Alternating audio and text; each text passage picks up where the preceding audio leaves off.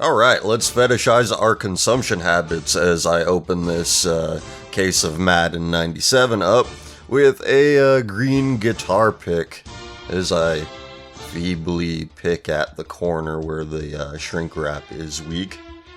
Wow, this is really boring. Let's skip ahead. Okay, the shrink wrap is off and we're going to take a look at the other side of the package momentarily.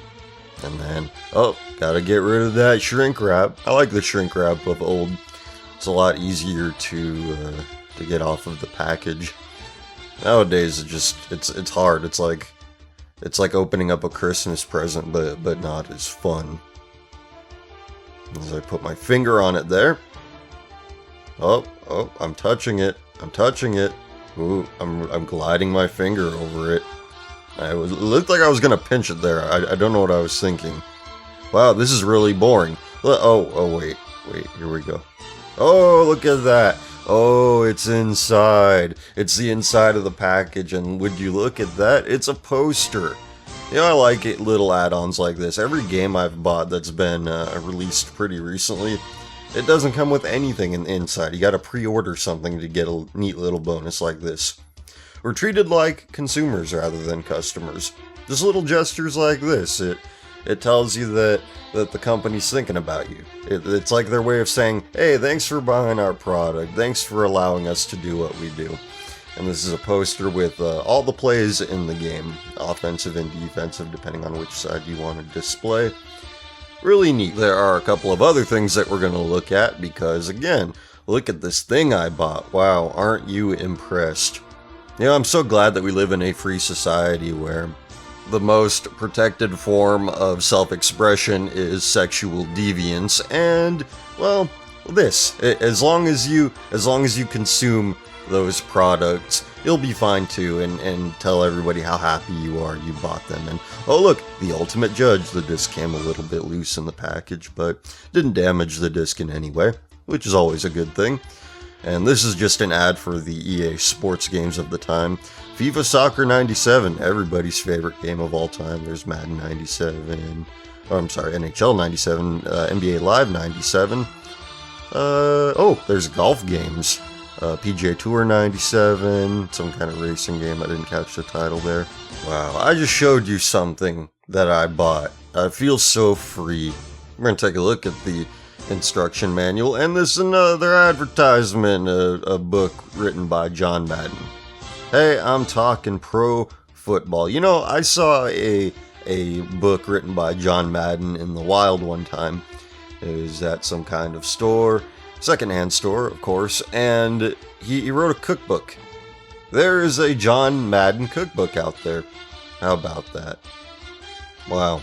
What a waste of time this was. It's time for the review. I've only reviewed console games thus far, so it might be surprising to you that I was a PC gamer for a good chunk of my childhood. My family moved, we put the Sega Genesis in storage, and I didn't get a PS1 until a couple of years after that. However, we had a computer, so I played computer games. Madden 97 was one of my favorites. I played it at least as much as I did Worms 2 and Diablo, which were also in my regular rotation. Here's the Sega Saturn version of Madden 97, which is not as good by a slight degree as the PC edition that I played a bunch of, but it still gives me a positive reminder of those days. I have not played a Madden game since the 09 version because I refuse to enable the monopolistic practices engendered by the National Football League and Electronic Arts. Unethical business practices aside, I found Madden 09 to be an inferior game to ESPN NFL 2K5, a 4-year-old piece of software at that point. This coalescence of factors led me to give up on buying new football simulations, only revisiting them when used copies inevitably hit the clearance sections. Old sports simulations are some of the cheapest games you can buy for good reason. There really isn't that much year-over-year difference in an annually released game like Madden, but if you wait 2 or 3 years between games, the changes are more apparent. Playing Madden 97 right after playing NFL 2K5 is a very noticeable and uncomfortable downgrade. Madden 98 compared to 97 had very little difference. I bring up this scenario because I happen to own these two games for the PC, but I mostly played Madden 97 because of how little its successor built upon its previous offering. Forge ahead through an hour of gameplay and you'll relearn to navigate the generational downgrade. It took me a few games, but I was quickly back to my original form. The little version of me was a jerk who would run up the score on the hapless computer opponent. My current version is a jerk who runs up the score on the hapless computer opponent. While I was relearning the game in the first few hours, I thought the running game was the only functioning aspect of it. Running sideline to sideline would get all 11 defensive players chasing the ball carrier. Football game developers did not yet have the means to replicate the speed at which an NFL game takes place, so you can get away with this tomfoolery that would end in real-life gridiron disaster. Your selected player has slippery handling. They move almost like tanks on ice, but with more dexterity. The computer-controlled players are burdened just the same. Against quicker defenses, my initial strategy does not function as well. I was having a great time with run plays, but I had trouble remembering how to navigate Madden 97's passing plays. I thought its vertical passing game was more broken than those vibrating football board games, but running slants and curl patterns was effective strategy. I realized that the deep ball worked wonders after reactivating my memory banks of how I could score 50 plus points every game in the PC version as someone who still wore onesies at bedtime. Madden 97's slow, methodical take on American football allows you to select the receiver to which you throw. Send that guy on a streak pattern, give the ball enough air underneath it, press a button, and you'll have manual control of the intended receiver. Jitter the D-pad around just enough and you can undercut the defensive back, giving you a 40-yard pass play or a touchdown almost every time. You will need to learn this technique as deep passes succeed at a very low percentage without it. Back shoulder throws also work really well if you're not playing in the rain or wind. Yeah, Madden 97 has weather and it alters the gameplay in a subtle way, which is pretty advanced for the time, but games played in the snow noticeably decrease the frame rate. There could have been only snow on the ground with none falling from the sky. That would have been a satisfactory weather effect in my opinion. Playing successful defense is a little easier than playing successful offense. You defend passes by pressing the jump button if you're in the general vicinity of the would-be receiver. It's easier to defend receivers running verticals, but more difficult on ones in the middle of crossing patterns. Defending the run is also tricky because of floaty running physics. Madden 97 was one of the first games in the series to offer up salary cap and roster management features. These are available in season mode. It's more interesting trivia than vital gameplay mechanic. Even back when this was a new feature, I can't see how trading players back and forth with no basic AI features would get much mileage. As long as the money matches up with what you have available, you can trade at will with no objection from the computer. The computer won't look at your lopsided trades and reject them on the basis of talent disparity. Season mode is more enjoyable with some good stat tracking. I picked the Tampa Bay Buccaneers to guide through their campaign because this was one of the last years where they kept their original logo and color scheme. That logo is a relic of the two very coked out decades that were the 70s and 80s. Only a zeitgeist topped up on nose candy could brand a football team with the visage of a penis pirate and think that's a good idea. Hi, that fail for AIDS. I somehow got a 1,000-yard rushing season out of Trent Dilfer, and that's despite a programming flaw that turns quarterback sacks into negative rushing yards. This game was 5 years before Mike Vick joined the league, and I don't think Dilfer ran a 40-yard dash in 4.3 seconds. Point being is that mobile quarterbacks who got a lot of rushing yards weren't really too prominent back when this game was released. But look, I made it prominent. You can win in fun and unusual ways in Madden 97. I used this running quarterback strategy all the way to the Super Bowl, where in a strange bit of foreshadowing, I defeated the Oakland Raiders. Did Madden 97 know the outcome of Super Bowl 37 well in advance? Anyway, after I won, I got this cool video clip that features a gigantic Lombardi trophy, and a cool video clip of some animated sharks. There are two videos introducing the developers of the game. EA blasts their logo right in your face at the beginning, but not Tiburon or High Score Entertainment. Their promotional clips are a reward for beating the game. That's confidence in your project. Speaking of clips, the legendary broadcasting duo of Pat Summerall and John Madden offer up their thoughts on the game before kickoff in beautiful full-motion video. That's right, Madden 97 is a full-motion video game. I enjoyed this trip down memory lane. Relearning how to exploit Madden's AI was a great time, but there is a reason these old sports games are so cheap and why their arcade-style contemporaries are still revered to this day. Realistic simulation-style sports games weren't quite up to standard until the console generation after this. NFL Blitz, NBA Jam, and the like have experienced no drop drop in quality as they have aged, but Madden 97 represents a period of time where game programmers were still figuring out how to assemble a realistic football game. If you are like me and you have similar memories of running up the score on a hapless computer opponent, or you are interested in sports game time capsules such as this, you don't need my recommendation. If you can find a new copy for a low price like I did, go for it. It's nice to have a Sega Saturn game in decent quality on the shelf, but it does take up the Saturn's entire save capacity, so having the action replay is a must if you want to play through a season. For everyone else, I probably wouldn't give this a recommendation, but it is a full motion video game.